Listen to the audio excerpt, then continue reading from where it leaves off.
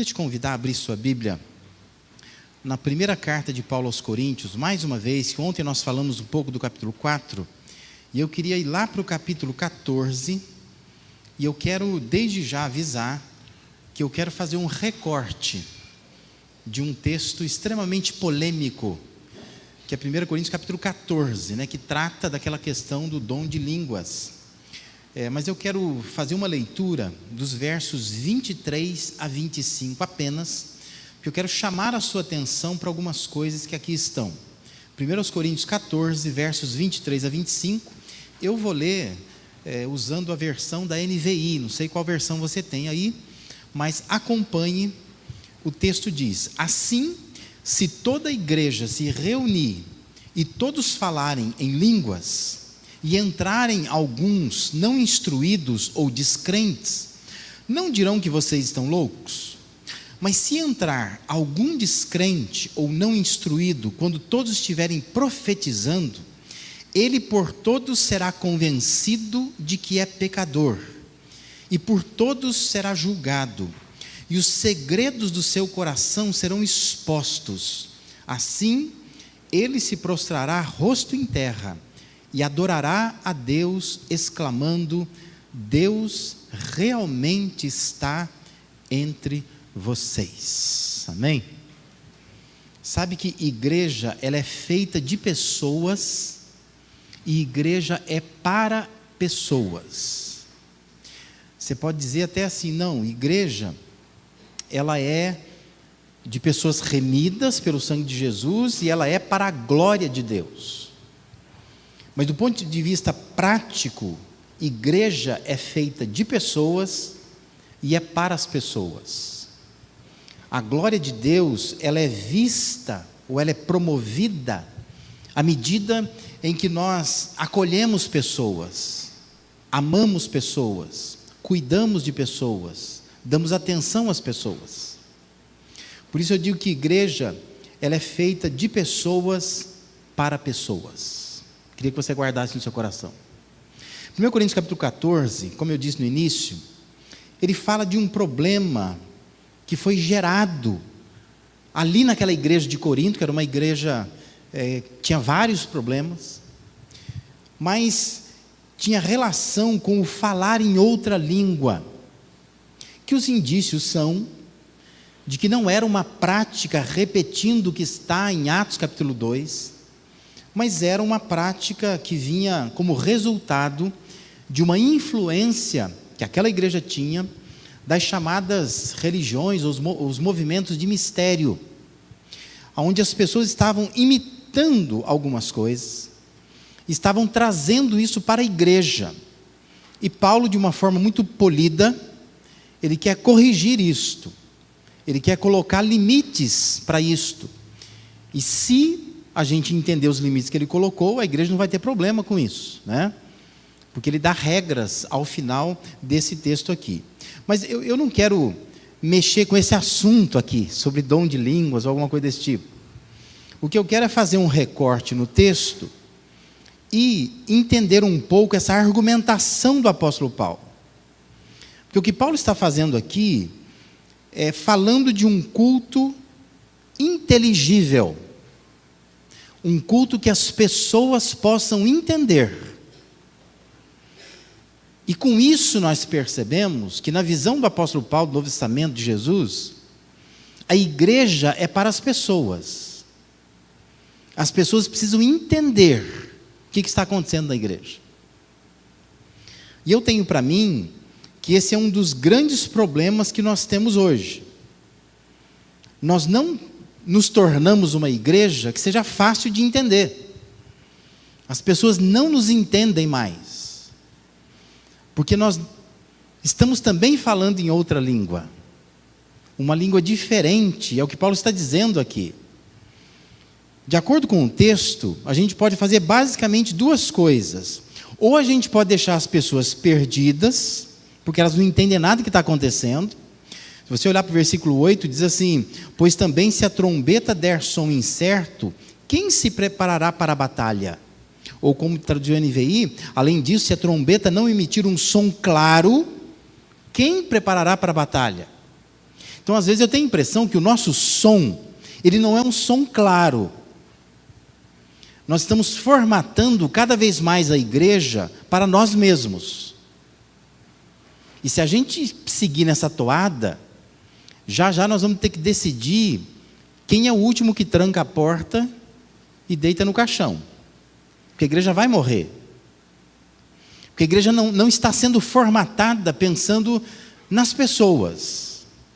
Ela é formatada para nós mesmos. E aí eu tenho crise com algumas coisas que eu brigo na minha igreja. Eu vou dizer aqui também, que eu vou embora daqui a pouco. Aí depois vocês brigam com o pastor aí, né? Para ele nunca mais me convidar.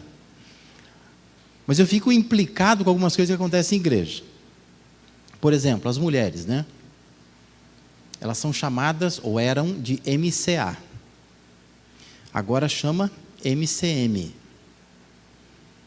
O que isso comunica para uma mulher que é incrédula, que vem visitar a igreja, e aí o pastor vem na frente e diz assim, inclusive as irmãs que estão visitando, ou uma senhora que está visitando, são convidadas a participar da MCA ou da MCM. A mulher fica assim, hã? É de comer? Não dá para entender nada, né? A gente passa, às vezes perto de algumas igrejas, e tem lá assim, ó, reunião do círculo de oração. O que deve ser isso? Um círculo que as pessoas oram? Outro dia alguém na minha igreja diz assim, pastor, que se orar a gente fazer uma faixa para colocar lá na frente, dizendo para as pessoas, traga a sua família para EBD. E está falando o quê? Porque quem passa na rua vai dizer assim, o que é EBD? Do que se trata? Ou quando na igreja nós começamos a cantar cânticos que diz assim, Iê, Iê, Ieoa. Que eu sempre brinco dizendo que lá em Minas a gente canta assim, Uai, Uai, Uai, Uaioa, né? A gente fala uma adaptação.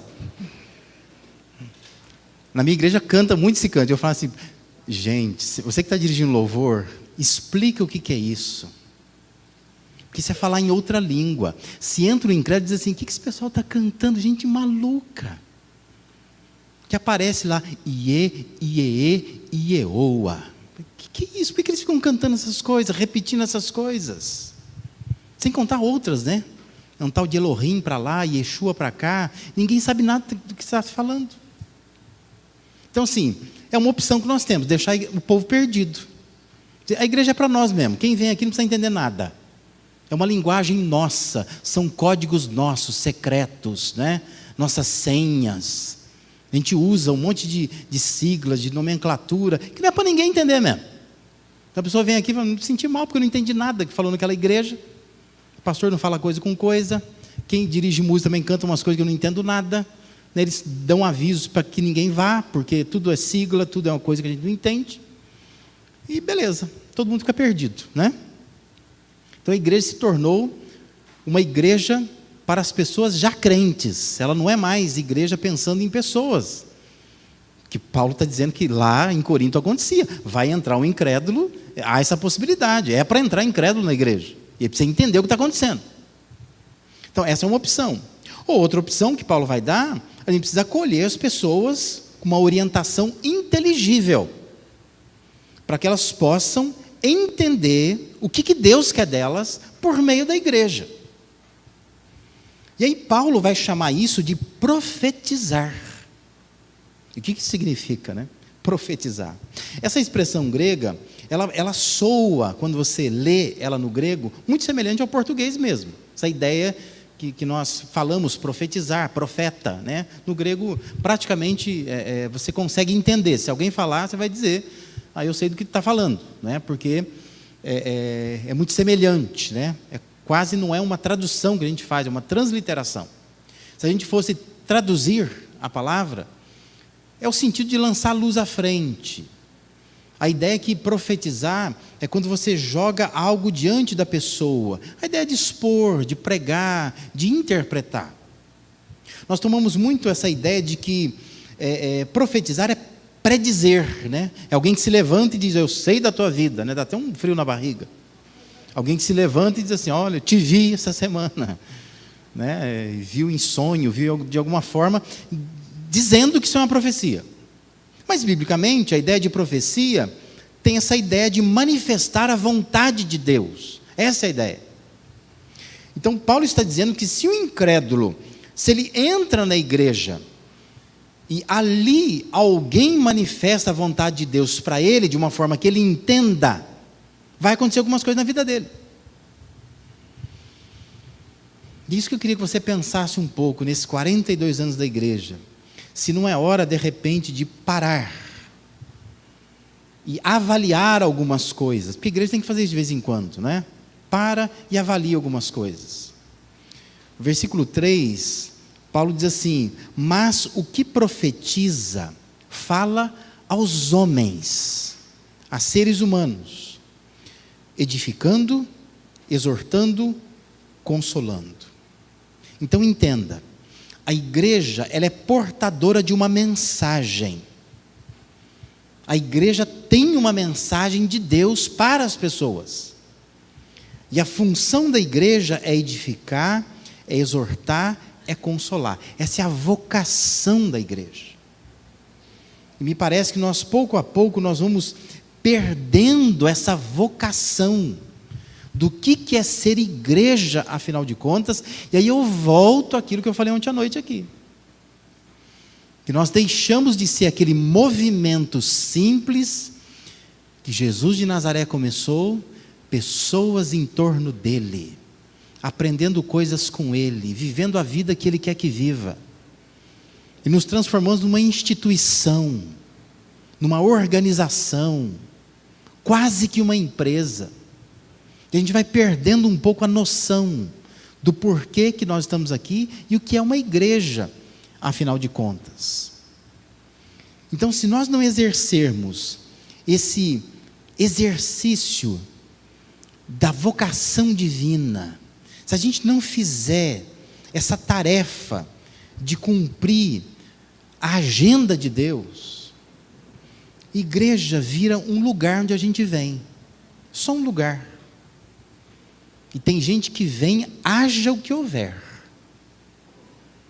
Não é por devoção, não é pela conversão, não é por amor a Cristo, é meramente por religião. Tem gente que diz assim: se eu não vier na igreja, o carro vem sozinho, porque é um costume, é um hábito. Não vem para adorar, não vem para comungar, vem simplesmente porque se não vier, parece que o domingo não é a mesma coisa, sabe aquela coisinha? Mas perdemos um pouco desse vigor do que é ser igreja. E igreja se torna então uma instituição carregada de leis, de regras, se transforma num círculo de comunhão e excomunhão. A rotina da igreja vira essa: gente que chega, gente que sai, gente que vem, gente que vai, né? Assembleias que recebem membros, cultos que batizam pessoas, assembleias que excluem pessoas, tira do hall de membros. A igreja vira isso. A igreja acaba virando uma agenda de programações a ser cumprida. Por que a gente faz isso? Não sei. Faz porque tem que fazer. Faz porque é bom fazer. Faz porque mandaram fazer. Faz porque se não fizer, a gente não tem o que fazer. Então fica inventando coisas, né? E tem um monte de igreja que vai inventar. Eu comecei uma igreja. Quando você começa uma igreja, é um tal de vem um, vem outro, da ideia, né? Que a gente podia fazer na igreja. Gente perdida mesmo. Fica criando coisas para se fazer na igreja, porque não tem um rumo, não sabe o que é uma igreja. Quando a gente vive assim, nós perdemos esse frescor de um organismo vivo, chamado corpo de Cristo, que é a igreja de Jesus. Que nós deveríamos ser. Esse movimento inteligente e inteligível. Que as pessoas chegassem perto de nós, assistissem um culto nosso e pensassem: esse povo é inteligente. E esse povo faz entender o que eles querem. Tem uma proposta clara. Que às vezes me parece que a igreja se tornou uma coisa muito obscura. Parece uma coisa esquisita, que só nós entendemos no nosso evangeliquez. temos a nossa linguagem, temos as nossas senhas, temos o nosso jeitão, ninguém está afim de seguir a gente. Eu fico preocupado com isso, né? E às vezes a gente vai em eventos, por exemplo, da Convenção Batista, que é o nosso nicho, aí chega aqueles ônibus e vai descendo aqueles velhinhos, um apoiando o outro, um amparando o outro. Eu fico feliz com isso, de ver os velhinhos. Mas eu fico pensando, aonde está a outra geração? Que esses velhinhos vão morrer e não vai demorar muito. E o que sobrará? Porque me parece que nós não estamos falando mais a linguagem que essa geração entenda. Estamos morrendo, porque nós não estamos sabendo fazer com que a mensagem de Deus chegue nas pessoas. Somos uma igreja para as pessoas. Quando eu fui diretor da faculdade de Campinas, eu era obrigado a ir em igrejas só para falar da faculdade, então eu não ia para pregar. Gente, eu ficava horrorizado de ver algumas igrejas. Igreja que o pastor dizia assim: irmãos, aqui o culto tem hora para começar, para acabar eu não sei, o Espírito Santo vai conduzir. Eu falei, meu Deus do céu, imagina o incrédulo aqui. Ele falou, eu tenho hora para chegar em casa, não é? Eu entro numa igreja que tem hora para começar, mas tem hora para acabar. Até onde vai esse negócio? Eu acho que nós não atingimos mais a nossa geração, que nós somos complicados, enrolados, e criamos uma coisa que nos satisfaz, mas existe um incrédulo lá fora que precisa ser atingido. E me parece que o texto de Coríntios, capítulo 14, Paulo está muito preocupado com isso. Como que a igreja faz com que a vontade de Deus seja entendida por sua geração? Qual é o nosso papel então como igreja? Em primeiro lugar, um dos nossos papéis é influenciar pessoas. Olha o que diz o versículo 24.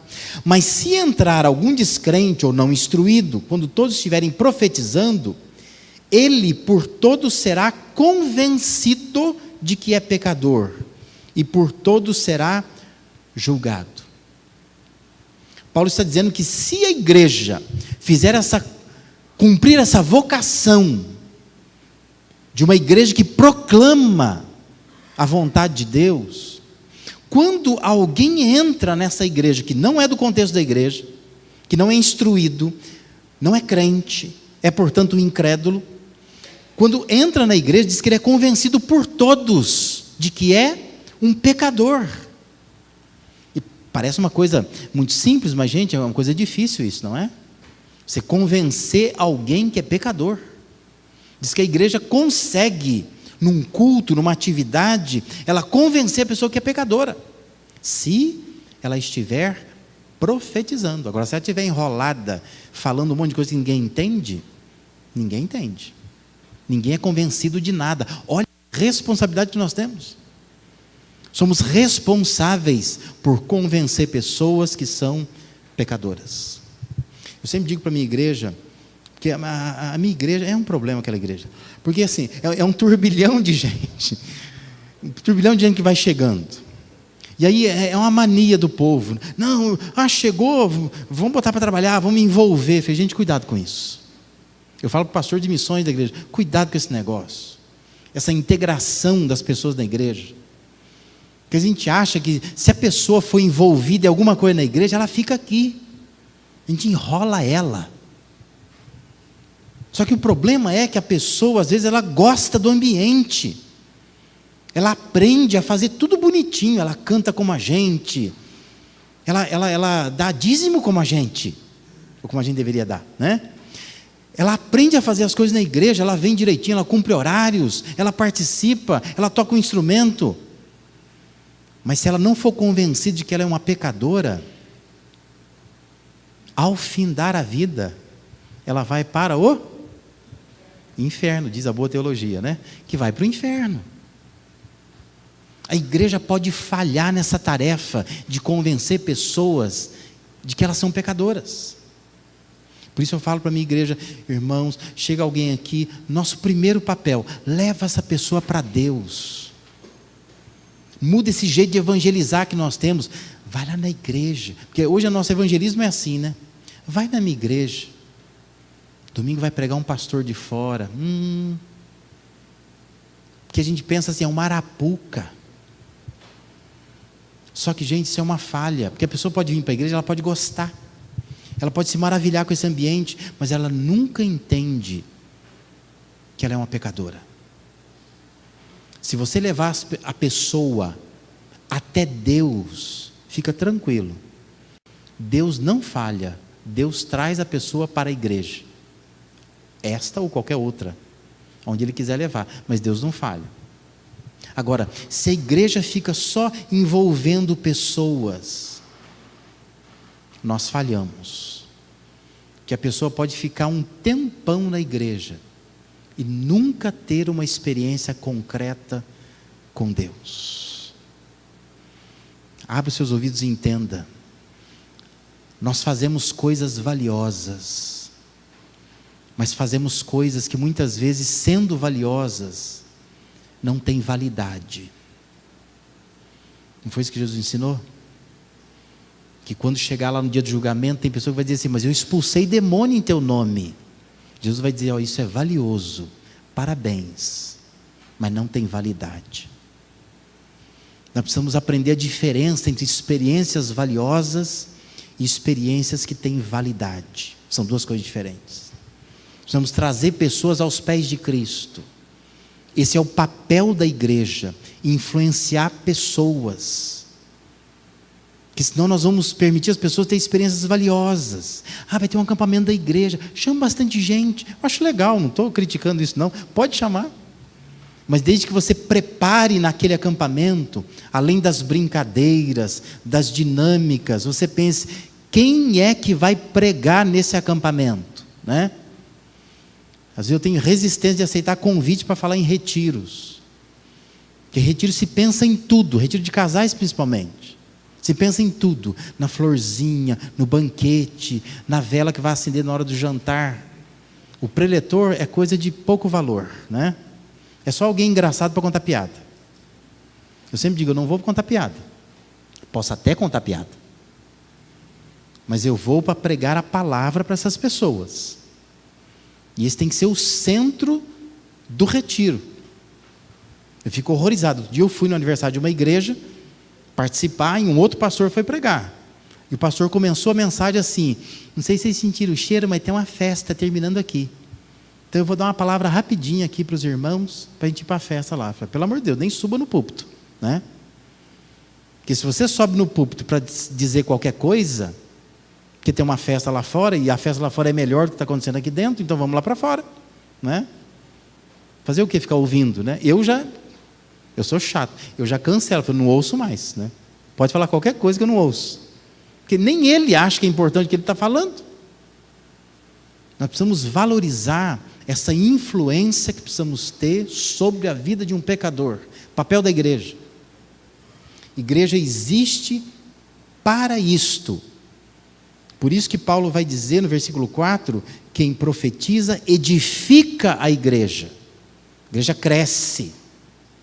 Basta pensar que nós somos portadores de uma mensagem. Estamos aqui profetizando. Deixa para lá as nossas senhas, nossos códigos, isso não é importante. Porque tem gente que acha que o mais importante da igreja é os avisos, né? Nossa igreja temos cortado isso na hora dos avisos. Tem lá o multimídia, tem boletim, tem WhatsApp, tem Facebook, tem site da igreja, tem um monte de coisa. A hora do culto não é hora de ficar dando aviso. Gasta muito tempo, às vezes, dando aviso. A irmã lá atrás, pastor, dá aquele aviso. Fica chateado porque você não deu aviso. E o culto se transforma em momentos de aviso, recado. Aí chama o pastor para dar o recado de Deus também. Meu Deus, é um recado também, né? Perdemos a noção do que é um culto, do que é uma igreja.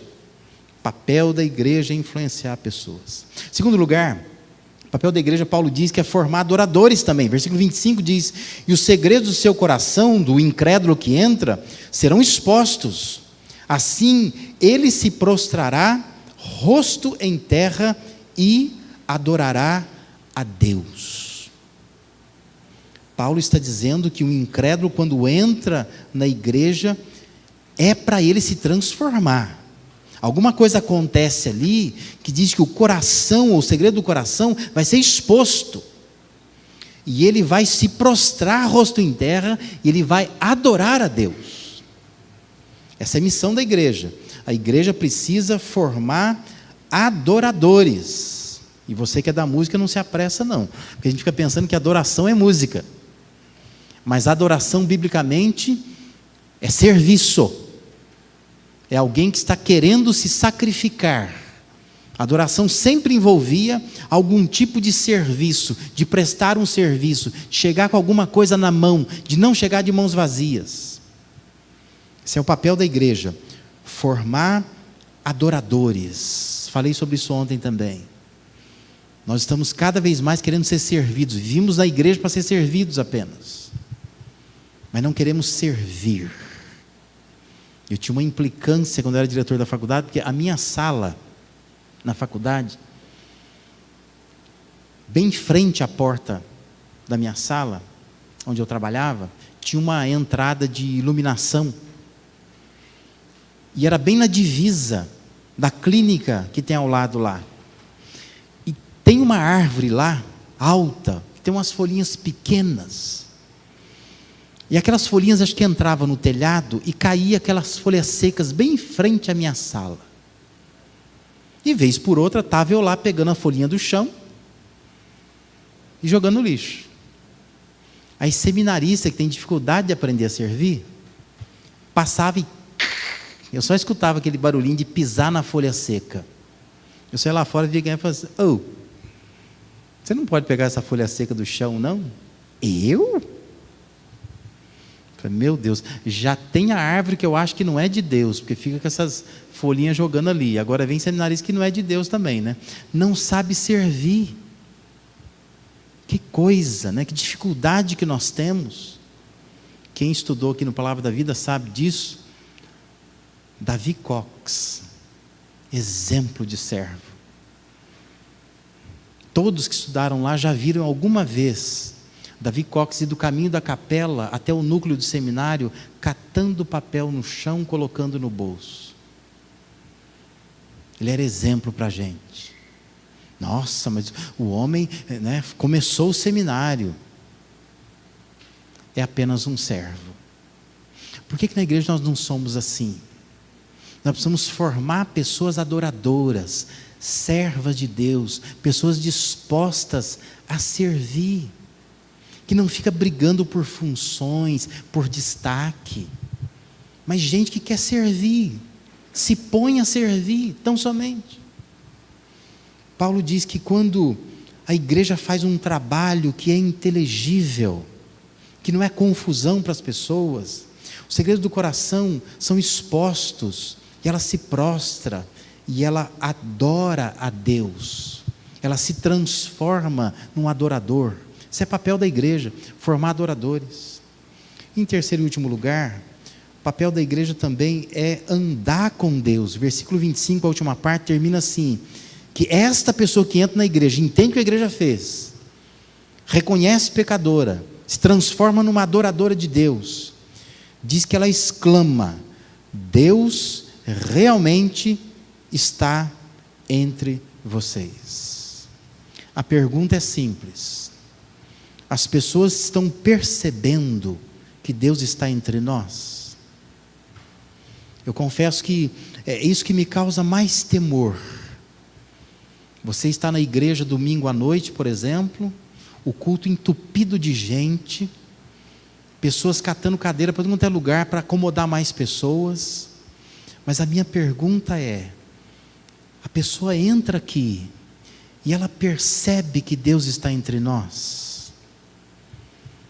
Ou ela vem e fica impressionada com o culto, com a quantidade de gente, com a música, com a mensagem, mas ela não percebe que Deus está aqui entre nós?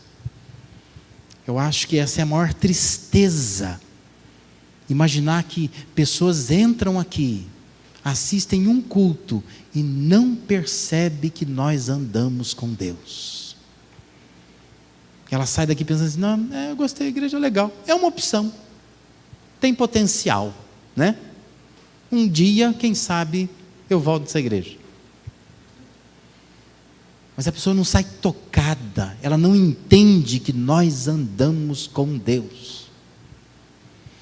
Paulo está dizendo que esse é o papel da igreja. A igreja tem que andar com Deus e as pessoas têm que perceber.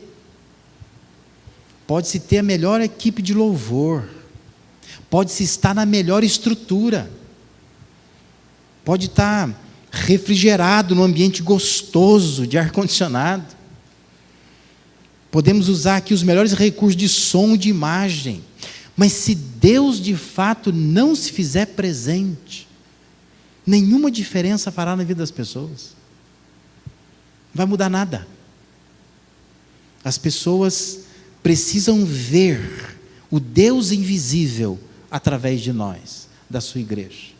Percebe a nossa responsabilidade? Não é do pastor, não, é sua, é minha, não é? Nós como igreja, como povo, precisamos fazer com que Deus seja notado. O Deus invisível se torna visível para as pessoas através de nós, que somos a igreja dele. Precisamos pensar seriamente nisso. As pessoas precisam ver isso, que nós andamos com Deus. Não se trata de um projeto, não é uma estrutura, não são programações, não é uma apresentação que as pessoas vão assistir e vão curtir. Mas se trata, sobretudo, de uma caminhada com Deus. As pessoas precisam ver isso. Esse povo anda com Deus. Eu quero andar com esse povo. Que Deus está com eles, eu quero estar onde Deus está. Isso atrai as pessoas. Você pode vir aqui, você pode encontrar grandes amigos. Você pode vir numa igreja, você pode encontrar bons relacionamentos, você pode ter contato com excelentes tradições, pode adquirir hábitos bons, uma saudável filosofia de vida. Mas se você vir aqui e você não tiver um encontro com Deus, você teve contato com coisas importantes, mas você deixou de ter o mais importante encontro. Porque nós precisamos estar na igreja e nos encontrarmos com Deus. Gênesis capítulo 28 conta uma história do Jacó. Jacó teve uma briga terrível com o irmão dele. Acabou que, enganando o pai, ele foi abençoado, embora isso fosse já uma prescrição de Deus lá atrás, mas há uma ruptura, e o pai diz a ele, olha, vai embora, vai achar uma mulher para você casar, e ele é praticamente expulso de casa. E nessa caminhada de Jacó, diz que ele tem sono, para no lugar, pega uma pedra, faz travesseiro, dorme ali, e ele tem um sonho. Nesse sonho diz que anjos de Deus sobem e descem numa escada que vai da terra até o céu. E quando ele acorda, Gênesis 28, versículo 16 e 17, diz assim, despertado Jacó do seu sono, disse, na verdade o Senhor está neste lugar, e eu não sabia. E temendo disse, quão temível é este lugar, é a casa de Deus, a porta dos céus. Eu acho que o nosso papel como igreja é fazer com que pessoas entrem aqui e saiam pensando assim, nossa, Deus estava ali, eu não sabia. Meu desejo é que você saia daqui desta noite pensando assim, puxa, Deus está aqui, eu não sabia. Tem gente lidando com a igreja com tanta leviandade, mas a igreja é a noiva de Cristo. Deus está aqui e você não sabe. Talvez você não está sentindo isso, porque talvez você venha com a motivação errada. Talvez você ajudou a igreja a ser configurada para você mesmo, mas não é uma igreja que se faz entender, e as pessoas não estão entendendo, não estão percebendo que Deus está de fato aqui. Mas precisamos ser um movimento que faz com que as pessoas percebam que Deus está aqui neste lugar. Que Deus abençoe os irmãos, que nesses 42 anos de caminhada. Eu sei que os irmãos devem ter tido altos e baixos, mas que esse seja o momento de parar e de pensar qual é o papel da Igreja Batista do Marapé. Precisamos influenciar pessoas. Nós precisamos formar adoradores aqui, discípulos de Jesus. Nós precisamos andar com Deus. Que as pessoas têm que entrar aqui e perceber: Deus está aqui. E eu é que não estou percebendo, mas Deus está de fato com esse povo. Amém? Vamos orar? Pai, obrigado por esta noite. Que a Tua palavra, anunciada ao nosso coração, possa se transformar em princípios, não apenas princípios valiosos, mas princípios que terão validade para uma experiência concreta com o Senhor durante essa semana. É a oração que faço em nome de Jesus. Amém e amém, Senhor. Deus abençoe os irmãos.